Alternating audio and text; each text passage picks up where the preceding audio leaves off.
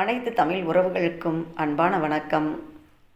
சங்கத்தமிழ் இலக்கிய பூங்காவின் தலைவராம் வள்ளுவரை தொழுது செயலாளர் பாரதிதாசனாரை வணங்குகிறேன். சங்கத்தமிழ் இலக்கிய பூங்காவின் ஒருங்கிணைப்பாளர் தமிழ் பணிச்செம்மல் நீலகண்ட தமிழன் ஐயா அவர்களுக்கும் ஒரு அன்பான வணக்கத்தை உரித்தாக்கிக் கொள்கிறேன்.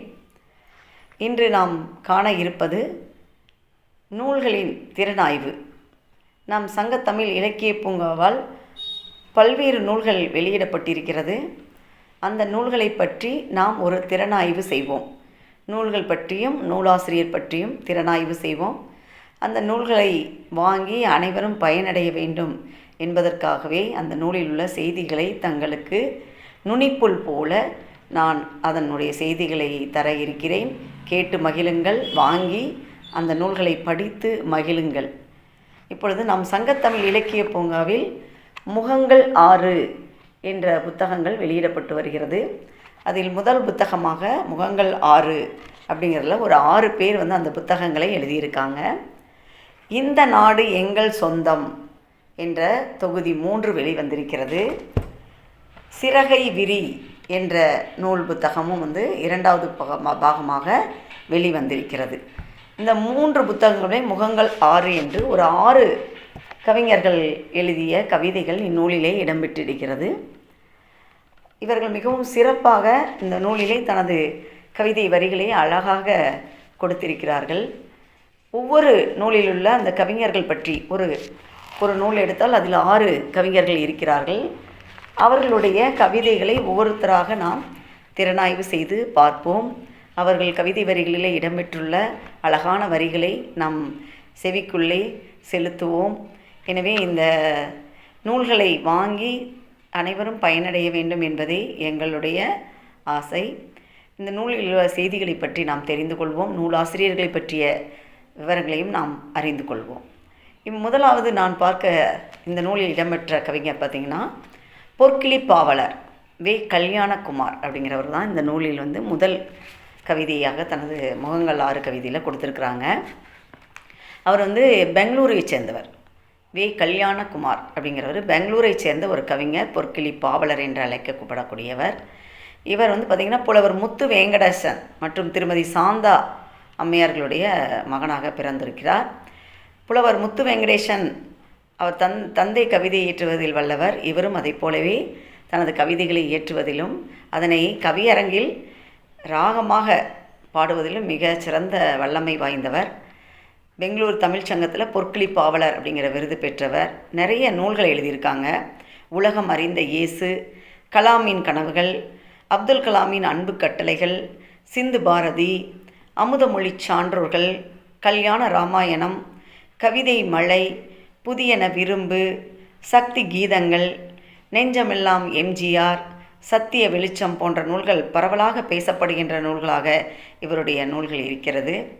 அவர் சங்கத்தமிழ் இலக்கிய பூங்காவில் இணைந்து இந்த முகங்கள் 6 என்ற தொகுதியிலே தன்னுடைய முதல் தொகுதியிலே அவருடைய கவிதையை வழங்கியிருக்கிறார். அவருடைய கவிதையிலே நாம் எல்லாமே சிறந்ததாக தான் இருக்கிறது. இருந்தாலும் நம் மனம் கவர்ந்த கவிதை வரிகளை நான் எடுத்திருக்கிறேன். அந்த கவிதை வரிகளை உங்களோடு பகிர்ந்து கொள்வதில் நான் மகிழ்ச்சி அடைகிறேன். எனவே அதை பற்றி நாம் காண்போம். பொற்கிளி பாவலர் வே. கல்யாண்குமார் அவர்கள் பெங்களூரிலிருந்து தனது கவிதை வரிகளை அழகாக கொடுத்துள்ளார். அதிலே எனது மனம் கவர்ந்த கவிதை வரிகளை தங்களோடு அதை நான் பகிர்ந்து கொள்கிறேன். முதலில் பார்த்திங்கன்னா அவர் எழுதியிருக்காரு, உண்டு கழித்திட உறங்கி மடிந்திட வந்து பிறந்தாயோ என் தமிழா. எப்படி கேட்டிருக்காரு பாருங்களேன். எடுத்ததுமே உண்டு கழித்திட உறங்கி மடிந்திட வந்து பிறந்தாயோ என் தமிழா அப்படின்னு கேட்குறார். அப்போ நீங்கள் எதுக்கு இங்கே வந்திருக்கிற அப்படின்னு சொல்லி அழகாக தன் கவிதை வரிகளே அந்த வரிகளை அழகாக கொடுத்திருக்கிறார். சங்கத்தமிழ் பாட்டில் என்னை சந்தனமாய் இழைத்து கொண்டேன் அப்படிங்கிறார். சங்கத்தமிழ் பாட்டில் அவரை சந்தனமாய் இழைத்து கொண்டதாக தன் கவிதை வரியிலே அழகாக கொடுத்திருக்கிறார். மேலும் தமிழை பேசுடா தங்கமே அப்படின்னு ஒரு கவிதை தலைப்பு கொடுத்துருக்குறாங்க. அந்த தலைப்பில் பார்த்திங்கன்னா அவர் சொல்கிறது பார்த்திங்கன்னா ரொம்ப சிறப்பாக இருக்குங்க. ஏன்னா 6 அறிவு இருக்க மனிதன் நாம் நம் தமிழ் மொழி தாய்மொழியாகிய தமிழை பேசுவதிலே தயக்கம் காட்டிக்கொண்டு இருக்கிறோம். ஆனால் ஐந்தறிவு படைத்த உயிரினங்கள் எல்லாம் அதன் மொழியிலேயே பேசிக்கொண்டிருக்கின்றன என்பதை அழகாக தன் கவிதை வரிகளை கூறுகிறார்.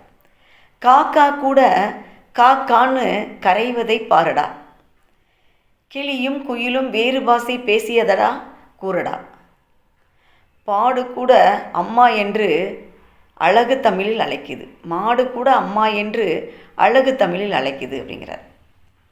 எவ்வளோ அழகாக தன் கவிதை வரிகளை கொடுத்துருக்கார் பாருங்க. காக்கா கூட காக்கா என்று கரைவதை பாருடாங்கிறாரு. கிளியும் குயிலும் வேறு பாசை பேசியதா கூறடா அப்படிங்கிறாரு. மாடு கூட அம்மா என்று அழகு தமிழில் அழைக்குது அப்படின்னு சொல்ல, நீ மட்டும் ஏன் தமிழ் மொழியை பேசாமல் இருக்கிற அப்படிங்கிறத அழகாக தமிழை பேசுடா தங்கமே என்ற தன்னுடைய கவிதையிலே அழகாக தந்திருக்கிறார். உண்மையில் ரொம்ப சிறப்பாக இருந்தது இந்த வரிகள். அடுத்தது அதிலே தொடர்ந்து சொல்கிறார். ஃபுல்லாக தமிழ் மொழியின் மீது மிகுந்த பற்றுடையவராக தன்னுடைய கருத்துக்களை அதிகமாக பகிர்ந்திருக்கிறார். அதில் அவர் சொல்கிறாரு, அம்மாவை மம்மி என்றாய், அப்பாவை டாடி என்றாய், மனைவியை ஒய்ஃபு என்றாய், வாழ்க்கையை லைஃபு என்றாய், கத்தியை நைஃபு என்றாய், புத்தியை ஏன் இழந்தாய், ஆசை தமிழை ஏன் மறந்தாய் அப்படின்னு கேட்குறார். எவ்வளோ சிறப்பானது பாருங்கள். எல்லாமே நம்ம ஆங்கிலத்தில் தான், நம் வீட்டில் இருக்கக்கூடிய பல பொருள்களை நாம் ஆங்கிலத்தில் தான் சொல்லி கொண்டிருக்கிறோம் இல்லையா? அது கவிதையாக அழகாக ஆசை தமிழை ஏன் மறந்தாய் அப்படின்னு சொல்லி கேட்குறாரு. ரொம்ப சிறப்பாக இருக்கிறது ஐயா. தமிழிலே பேச தயக்கமா தங்கமேன்னு கேட்குறார்.